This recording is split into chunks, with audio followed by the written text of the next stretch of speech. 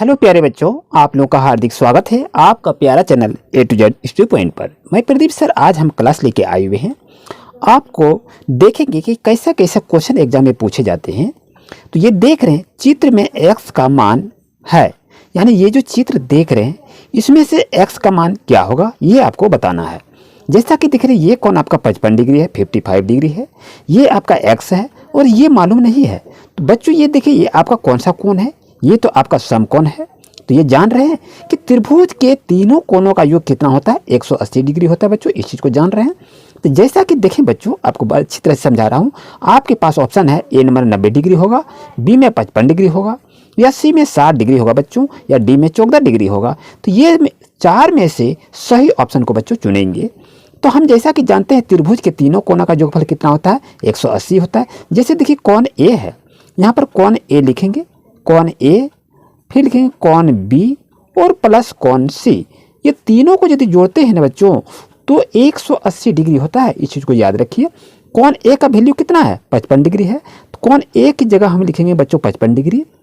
कोण बी आपका देख रहे हैं ये यदि समकोण है तो इसका मान 90 डिग्री होता है। बच्चों याद रखिएगा, घबराइएगा नहीं। अब ये देखिए x डिग्री सी का है, तो ये हमें तो मालूम नहीं है, तो इसको हम x को लिख लिए।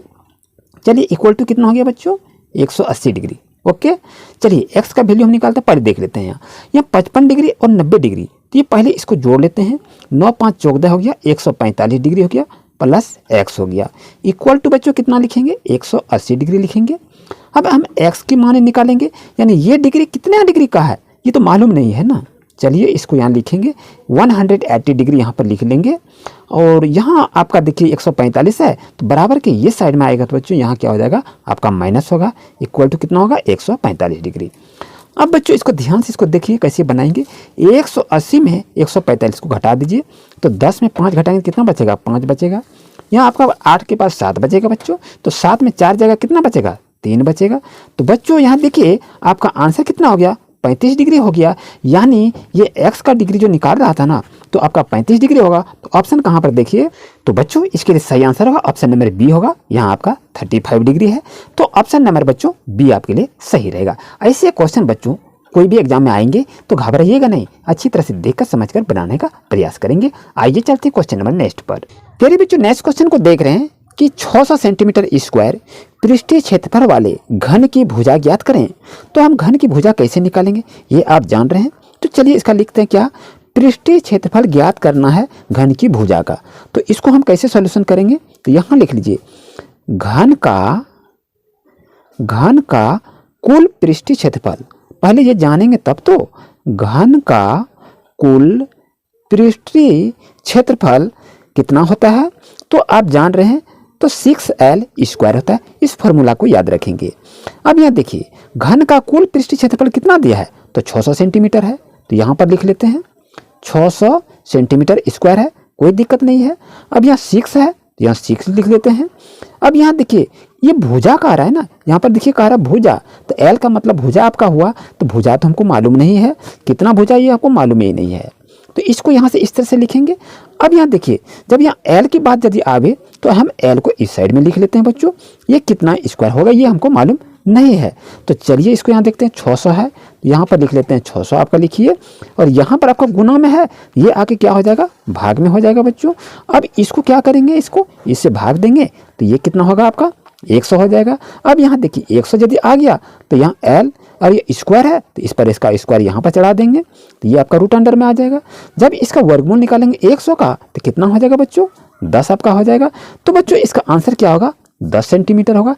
तो आंसर आपका कहाँ है, 10 सेंटीमीटर कहीं आंसर है, तो जल्दी से बताइए प्यारे बच्चों। इसके लिए सही आंसर होगा ऑप्शन नंबर ए आपके लिए सही रहेगा। यहाँ आपका 10 सेंटीमीटर है। तो यहाँ देखिए सेंटीमीटर में आपका निकलना है, यहाँ मीटर में नहीं होगा, ये मीटर क्यू में नहीं होगा, और ये इस तरह से आंसर नहीं होगा। यदि आप क्षेत्रफल निकालना घन की भुजा तो इक्वल टू मान आपका सेंटीमीटर में होगा, सेंटीमीटर स्क्वायर नहीं दीजिएगा। ऐसे क्वेश्चन आपके एग्जाम में पूछे जाएंगे।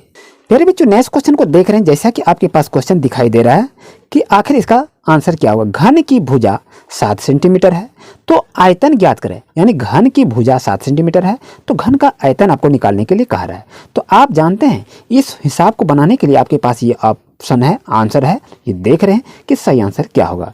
तो बच्चों घन का आयतन निकालने के लिए कहा रहा है, यहाँ लिख लीजिए घन का आयतन बराबर क्या सूत्र होता है बच्चों, आप जान रहे हैं तो जल्दी से बताइए। भुजा क्यू होता है बच्चों, याद रहे, क्योंकि घन की जब भुजा निकालते हैं तो लंबाई गुना चौड़ाई गुना ऊंचाई होता है, लेकिन यहाँ पर भुजा क्यू होगा क्योंकि 3 भुजा पर हम काम करते हैं।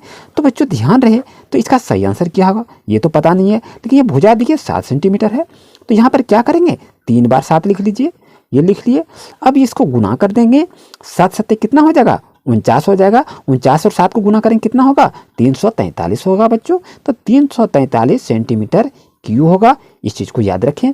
अब स्क्वायर नहीं दीजिएगा क्योंकि यहाँ 3 भुजा में दिए तो 3 भुजा आपका होगा। तो ऑप्शन नंबर ए बच्चों आपके लिए सही रहेगा। ऐसे ही क्वेश्चन अधिकतर एग्जाम में पूछे जाते हैं बच्चों। जैसा कि देख रहे हैं क्वेश्चन आपसे पूछा जा सकता है कि बेलन का व्यास 20 सेंटीमीटर तथा ऊंचाई 21 सेंटीमीटर है, तो आयतन ज्ञात करें। तो इसका आयतन कैसे निकालेंगे, जब तक आप बेलन का आयतन को सूत्र नहीं जानेंगे तो ये हिसाब आपका नहीं बनेगा।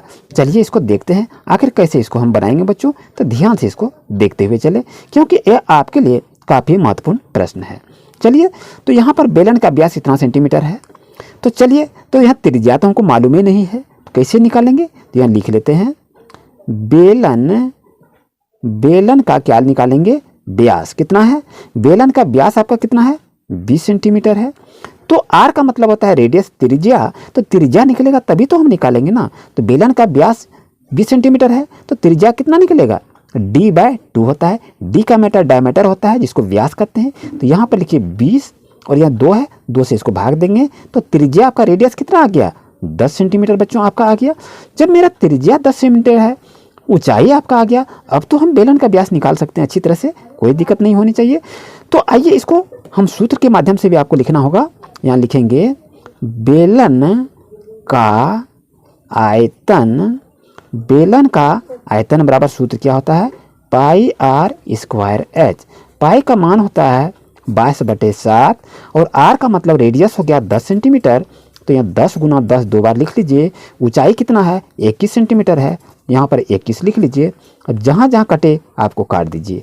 7 21 हो गया। अब क्या करेंगे, 22 10 10 और 3 को आप गुना करेंगे। तो बच्चों इसका क्या करेंगे, 22 × 10 × 10 × 3 करेंगे तो 10.100 हो जाएगा। 122 करेंगे 2200 होगा। 22 तक कितना होगा, 6600 हो जाएगा। तो बच्चों ये आपका क्या होगा, 6600 और सेंटीमीटर क्यू इसका आंसर होगा। तो इस तरह से बच्चों याद जरूर रखें। बच्चों नेक्स्ट क्वेश्चन को देख रहे हैं कि 9 सेंटीमीटर भुजा वाले घन का आयतन ज्ञात करें। आपके पास इस तरह से 4 ऑप्शन रहेंगे और सही ऑप्शन को चुनना है। तो आखिर इसको निकालेंगे कैसे, जबकि ये घन की एक भुजा 9 सेंटीमीटर दिया हुआ है। तो जैसा कि जान रहे हैं घन की भुजा कितना है, तो ये आपका 9 सेंटीमीटर आपका हो गया। तो ये तो घन का अब आयतन निकालना होगा। तो ध्यान रहे इस सब सूत्र को याद रखें। तो घन का आयतन बराबर क्या होता है, भुजा क्यू होता है। जैसे भुजा आपके पास 9 सेंटीमीटर है तो 9 × 9 लिखेंगे 3 बार। तो कितना हो जाएगा, 9 × 81 गुना करेंगे, 81 × 9 करेंगे तो कितना होगा, 729 हो जाएगा। तो बच्चों इस तरह से आप बनाने का प्रयास करेंगे। और जहाँ भी घन का आयतन निकालने के लिए रहे तो यहाँ पावर क्यू दीजिएगा, स्क्वायर नहीं दीजिएगा, नहीं तो आपका आंसर गलत होगा। तो ऑप्शन नंबर ए बच्चों आपके लिए सही रहेगा। जैसा कि देख रहे हैं नेक्स्ट क्वेश्चन आपके पास है कि संख्या 2 4 8 9 5 6 1 3 2 5 का परिसर ज्ञात करें। तो परिसर कैसे ज्ञात करते हैं, ध्यान दीजिए, ये सूत्र आपके लिए महत्वपूर्ण है। यहाँ पर लिख लीजिए परिसर इक्वल टू क्या होता है, अधिकतम मान। क्या लिखेंगे, अधिकतम मान। उसके बाद घटा लिखेंगे न्यूनतम मान। तो आप कहेंगे इसको तो हम समझे नहीं। तो अधिकतम मान का मतलब क्या हुआ, इसमें जो जितनी संख्या है इसमें से सबसे अधिक संख्या क्या है, सबसे बड़ी संख्या आपका 9 है। तो यहाँ पर 9 लिख लीजिए। यहाँ घटाव का चिन्ह है, घटाव दीजिए। न्यूनतम सबसे कम अंक कौन सा है, 1 है। तो यहाँ पर 1 लिख लीजिए। 9 में 1 घटाएंगे कितना होगा, 8 होगा। बच्चों यानी 2 4 8 9 5 6 1 3 2 5 का परिसर कितना होगा, 8 होगा। ऐसे क्वेश्चन आपके एग्जाम में देखने को मिलेंगे। बच्चों जैसा कि देख रहे हैं आपके पास ऐसा भी क्वेश्चन देखने को मिलेगा 3a - 9 ब्रैकेट में है और डिवाइड है 3 का मान होगा a माइनस 3 होगा कि a प्लस 3 होगा, a प्लस a होगा या a प्लस 4 होगा। तो बच्चों इसको बनाएंगे कैसे, चलिए इसको देखते हैं और सीखते हैं। जैसा कि देख रहे हैं आपके पास यदि ऐसा क्वेश्चन रहे, यहाँ पहले लिख लेंगे 3a माइनस 9 लिखेंगे और यहाँ पर क्या है भाग है तो भाग लिखेंगे। अब इसको बनाने का प्रयास करते हैं। तो यहाँ पर जैसे इसको लिखते हैं 3a माइनस 3 लेंगे, क्योंकि इसका हमने कॉमन ले लिया तो 3 3 9 होगा, 3 1 3 हो जाएगा, तो इस तरह लिख सकते हैं।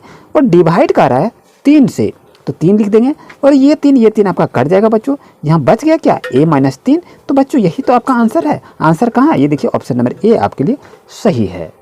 अगर वीडियो काफ़ी अच्छा लगा तो वीडियो को लाइक जरूर करें। अगर चैनल पर नए हैं तो सब्सक्राइब करें इसी तरह से न्यू अपडेट पाने के लिए। Thank you.